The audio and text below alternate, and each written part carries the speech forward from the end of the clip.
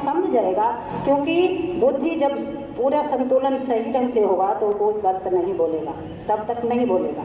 और इन चीज़ों को, ये रास्ता तो ऐसा है, अभी बुखारे के बादशाह की इन्होंने कहानी सुनाई, उसमें भी स्पष्ट है कि हम लोगों की तब तक दीनता अंदर से नहीं होगी तो ये दया उतरने वाली नहीं। और आपके पास कठिन से कठिन समस्या आ जाए, गुरु महाराज ने परीक्षा के लिए कहा तो हम लोगों को भी बताते हैं, तो हम लोगों को भी उसके लिए चुपचाप बैठ करके, कोई भी समस्या होगी चुपचाप बैठ करके गुरु महाराज के आगे रख के रात्रि जागरण करो, रात्रि जागरण करें, उसका आपको रिजल्ट देंगे। वो संत महापुरुष है, वो पूरे गुरु हैं, वो आपको बताएंगे, आपको रास्ता देंगे। लेकिन हम ठीक होने चाहिए, हमसे भूल चूक कहीं हो गई तो उसके लिए भी माफ़ी का रास्ता है।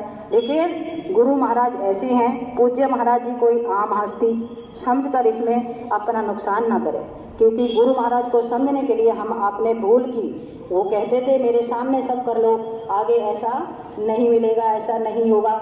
लेकिन पूज्य महाराज जी उस धरती पर, उस सीट पर, उस जगह पर जो बिठाए हैं उसके लिए बाहर की तारीफ नहीं। गुरु महाराज को समझना है तो पूज्य महाराज जी को छोटे महाराज नहीं समझना होगा, वो गुरु महाराज हैं और उसी रूप में।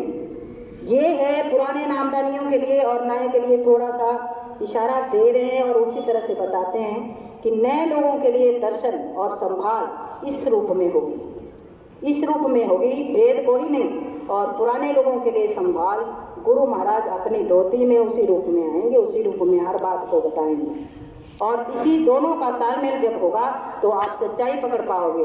आप भ्रमित होंगे तो आप सीधे रास्ते पे चलोगे कि गुरु महाराज ही हैं हमारी हर समस्या का हल करने वाले, हर तरह से चलने वाले। किसी के कोई भी अभी कहीं आग लग गई, कहीं तूफान आ गया, कोई कुछ हो गया, आप क्यों उसमें बहोगे? हमने अपने जो कमाई की है उसको क्यों उसमें धकेल दोगे? अपने शांति के साथ उसमें अपने रास्ते को हम लोग क्यों बदल देंगे? और हमारे में और दुनिया वालों में अंतर ही क्या रह गया? हमारे घरों पर इशारा करना इसलिए ज़रूरी है, हमारे घरों पर पुलिस आ गई, हमारे घरों पे ऐसा हो गया, ऐसी दुनियादार की तरह हमारे घरों की पर हमले हुए, हमारे घरों पर कोई बोले, हमारे बच्चों को कोई बोले तो हमारे जुड़ने से भी क्या फ़ायदा?